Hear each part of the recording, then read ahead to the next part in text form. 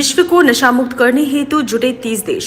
नशामुक्त विश्व व दिव्यांगजनों से समानता के व्यवहार को लेकर काशियाना फाउंडेशन व वेलिंग हैप्पीनेस संस्था द्वारा आयोजित हुआ महासम्मेलन।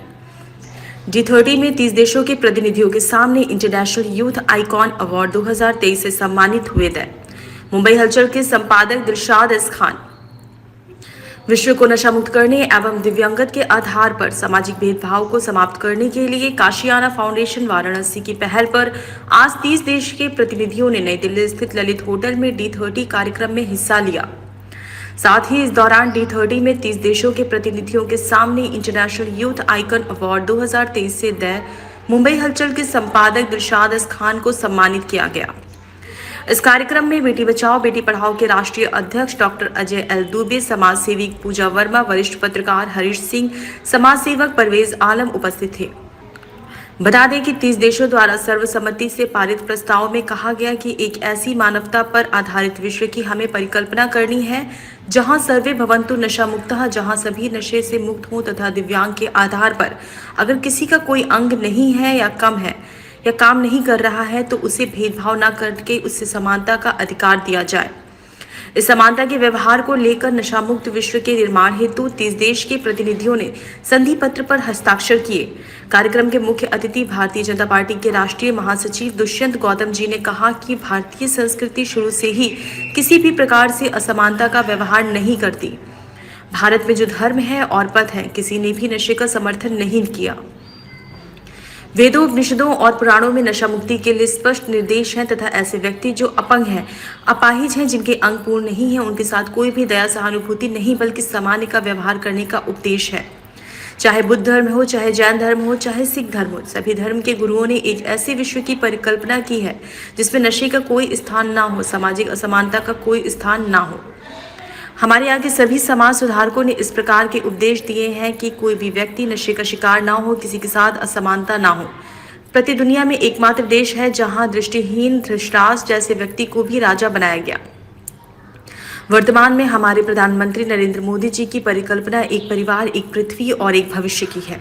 कार्यक्रम में हिस्सा लेने के लिए नेपाल से आई नेपाल की सांसद डॉक्टर रेखा यादव ने उपस्थित लोगों को संबोधित करते हुए कहा कि भारत विश्व गुरु है और भारत के बताए गए रास्ते पर ही नेपाल चलता है। नेपाल ने कभी भी नशे का समर्थन नहीं किया है। नेपाल की धार्मिक परंपरा हो चाहे सामाजिक परंपरा हो, कहीं भी नशे का कोई उल्लेख नहीं होता तथा किसी भी व्यक्ति के अंग न होने पर उसे किसी भी प्रकार का अपमान या उपहास की भावना से नहीं देखा जाता है। इस धरती पर सभी मानव समान हैं, किसी प्रकार का कोई भेदभाव नहीं है और हम सब मिलकर विश्व बंधुत्व की भावना से सर्वे मनुष्य सहोदर, हम सब आपस में भाई भाई हैं और हम ऐसे समाज का निर्माण करेंगे, ऐसे विश्व का निर्माण करेंगे किसी भी चिंतन का आधार मानवता हो, जो नशा मुक्त हो। उन्होंने भारत नेपाल संबंधों की चर्चा करते हुए कहा कि भारत और नेपाल का रोटी बेटी का संबंध है। हमारा धर्म संस्कृति एक है। इस अभियान में भारत नेपाल मिलकर काम करेंगे। मैं पद्मश्री अवार्ड और मेजर ध्यानचंद पुरस्कार प्राप्त अंतर्राष्ट्रीय पहला खिलाड़ी डॉक्टर दीपा मलिक ने कहा, धीरे धीरे खेल में भी नशे का प्रयोग बढ़ता जा रहा है जिससे खिलाड़ियों की खेल क्षमता प्रभावित हो रही है। महाराष्ट्र के इनके अखबार और टीवी चैनल चलते हैं, आप वहां से चलते हैं। बहुत बहुत नमस्कार। आज काशियाना जो फाउंडेशन भाई ने हमें इन्वाइट किया उनके लिए बहुत बहुत धन्यवाद। और आज ये ड्रग्स और युवा के लिए जो प्रोग्राम है ये वैसे काबिल तारीफ है। और ऐसे प्रोग्राम जैसे कि हमारे हरीश जी ने बताया कि अगर कागज छोड़कर फोटो छोड़कर अगर इस पर वर्किंग की जाए तो ये वर्किंग अगर इस लेवल पे की जाती है तो हमारे देश में आज यहाँ पर कितने देशों से लोग आए हुए हैं और हर जगह जहाँ पर I would just like to go straight to the because I have like 2 minutes. So in order we advocate for the solution in this drug abuse. One of them can be categorically stated like it has to start with the family. The family will be the first because they are the one to nurture the children and they have to start like the mother because most of it comes through the mother side. Then the second one will be the government. Why I am emphasizing of the government is that the government they have various agencies, but the problem is that like you know most of the people the drug industry. Beti Bachao Beti बढ़ाओ charitable trust.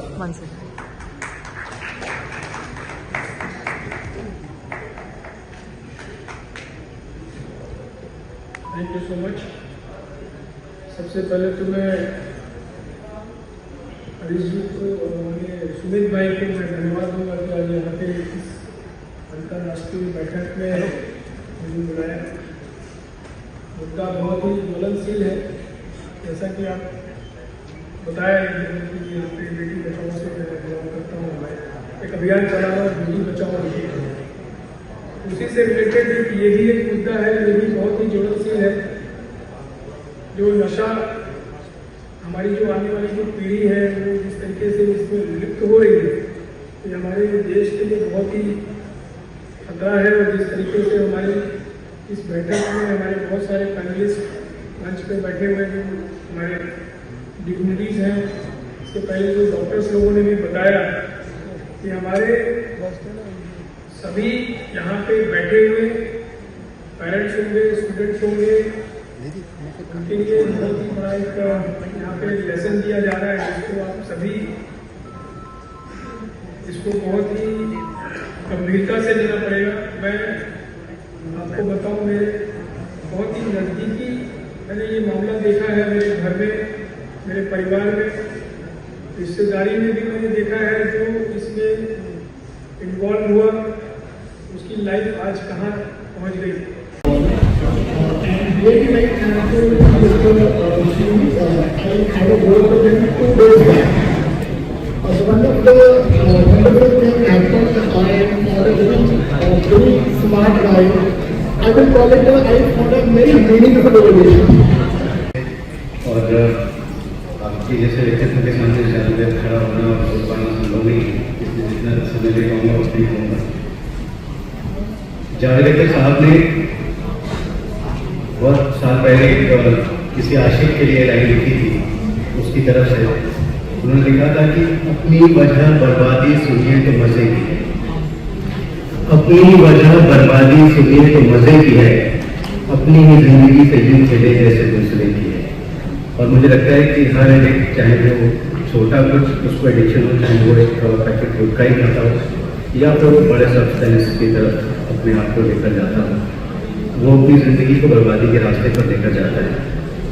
और अब तो क्योंकि सुमित ने मुझे session share की जिम्मेदारी सौंपी है, तो मुझे लगता है कि सेशन शेयर करना केवल सब्जेक्ट को कंक्लूड करना चाहिए, बल्कि नेक्स्ट सेशन क्या हो, अगली बार जब मुझे तो किस बारे में बात करें उसकी एक बुनियाद तैयार करनी चाहिए।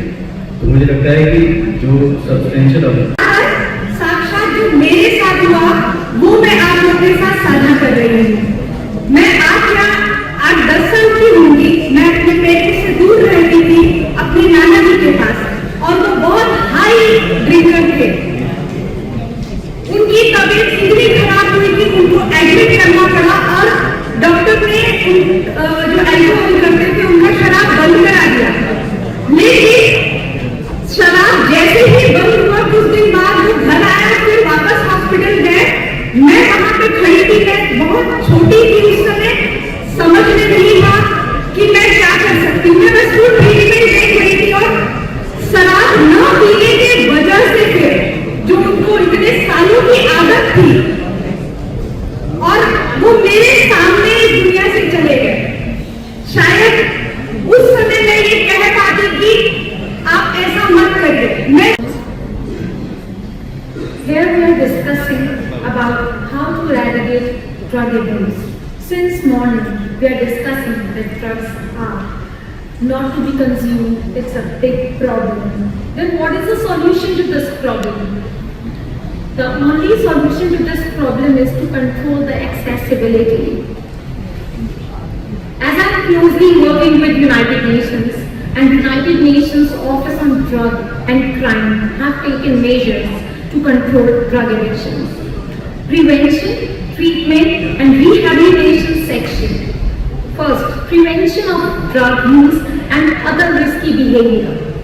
Second, treatment, healthcare, social protection and rehabilitation centers and services for people who use drugs and people with drugs use disorders. Access to controlled drugs for medical purposes, particularly. Hello, a very good afternoon. This is not really prepared, but I think it's okay. It is equally very interesting. I am given this opportunity to say what the previous person said. Actually, it is about being inclusive. This is a wonderful opportunity. I think it is about the coming together of all the social agents. We have all I am talking about having a structure by the government and by the society, having all people on board to actually look at this issue holistically and look at how to take care of the problems. I am not prepared for it, so that is just it. We have to be inclusive, we have to watch it. Shah University. I'm doing MBA in Logistics and Supply Chain Management. So we students of logistics, we believe in reducing risks and improving efficiency. So today we are discussing the role of the youth to reduce drugs addiction in society. So for every effect there is a causes. We must identify those causes, then we can find solution. So one of these causes of drug addiction is because of lack of opportunity, peer pressure. These things are some of the causes that allow youth. अगर मैं कहूँ कि दवा की factory है तो आपकी है, और वहाँ भी कश्मीर में 200 लोगों को रोजगार ये सृजन कर रहे हैं। इनके लिए जोरदार ताली बजाना चालू है। Good afternoon everyone. Sumit ji से मुझे हमारी मुलाकात जस्ट 1 week बिफोर और so I met him and you know in a short period of time he recognized what the contribution and what a contribution the other person has made, and he in a short period of time immediately उसने मुझे कहा कि ऐसे हमारा event है, I will be आप आए। मैंने कहा, मैंने विदाउट सोचने के बगैर मैंने कहा बहुत अच्छा, अगर आप मुझे मौका देंगे I would love to come। तो सुमित जी का मैं बिजनेस फैमिली से हूँ, वहाँ की जैसे गुजरात में होते हैं, गुजरात को इसको क्या कहते हैं आप, मारवाड़ी, ऐसे ही मानी होते हैं जो कश्मीर में बिजनेस फैमिली से हैं। मैं एक बिजनेस फैमिली से हूँ। तो शॉर्टली मैंने इनका जो इनोवेटिव और क्रिएटिव माइंड सुमित जी का देख के आई वुड ऑफर हिम, अगर उनकी चाहत होगी हमारी ऑर्गेनाइजेशन में वो he can as an advisory board he can join me and help me in creating this mission forward. तो वो हम बाद में भी इसके साथ डिस्कस करेंगे। what is the towards role of youth in terms of making our society drug free। Money society मतलब आज के डेट में भी सोसाइटी में ड्रग का जो ये मतलब जो यह कार्यक्रम हुआ है अपने आप में ही अभूतपूर्व है, और हमारे प्रिय अनुज सुमित सिंह जी जिस तरीके से यह आयोजन कर रहे हैं पिछले कई सालों से, और जिस तरीके की नशा मुक्ति के क्षेत्र में कार्य कर रहे हैं वह बहुत ही सम्माननीय है और बहुत ही इसका स्वागत होना चाहिए। क्योंकि मैं देख रहा हूं कि कुछ लोग संस्थाएं तो बना लेते हैं, किंतु संस्था बनाने के बाद उनके कार्य कागजों पर होते हैं, जमीनी हकीकत से बहुत दूर होते हैं, आंकड़े कागजों में ही कर लेते हैं। लेकिन मैं सुमित को देख रहा हूं कि चाहे बनारस से जब शुरू हुए 80 घाट पे साफ सफाई से लेके नगर बंधुओं के यहाँ शिक्षा दीक्षा का प्रचार और नशा मुक्त भारत यात्रा के तहत जिस तरीके से उन्होंने कार्यक्रम किया और जगह जगह जाके लोगों को जागरूक किया, निश्चित तौर में काबिले तारीफ है। और मैं तो मानता हूँ हमारे देश में जितनी भी सामाजिक संस्थाएं बनी हुई हैं, अगर वास्तव में कासियाना फाउंडेशन की तरह जमीनी हकीकत से जुड़कर और जमीन पर उतरकर कागजों से दूर हटके वास्तव में कार्य करें तो हमारे देश में और समाज में बहुत बड़ा बदलाव आ सकता है। मैं इसके लिए कासियाना फाउंडेशन की समर्पित और सुमित सिंह को हार्दिक बधाई और धन्यवाद करता हूँ। बहुत बहुत आभार। मैं अगली कड़ी में दिलशाद खान जी को बुलाना चाहूँगा कि वो आए और बहुत अल्प समय में हमें इस अभियान और इस कार्यक्रम के बारे में हमें अवगत कराएं। आप मुंबई में, आप मुंबई हलचल समेत 20 वहाँ पे महाराष्ट्र में इनके अखबार और टीवी चैनल चलते हैं, आप वहाँ से चलते हैं, इसलिए बहुत बहुत धन्यवाद। नमस्कार। आज काशी में जो फाउंडेशन है इनका भाई ने हमको इन्वाइट किया उनके लिए बहुत बहुत धन्यवाद। और आज ये ड्रग्स और युवा के लिए जो प्रोग्राम है ये वैसे काबिल तारीफ है।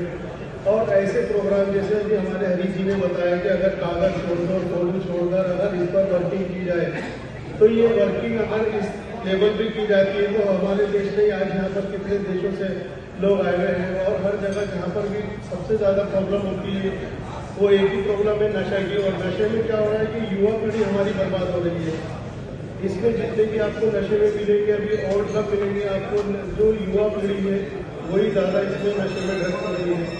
तो इसलिए कि काशियाना ग्रुप ये काम कर रही है, तो उनको बहुत तहे दिल से शुक्रिया अदा करता हूँ।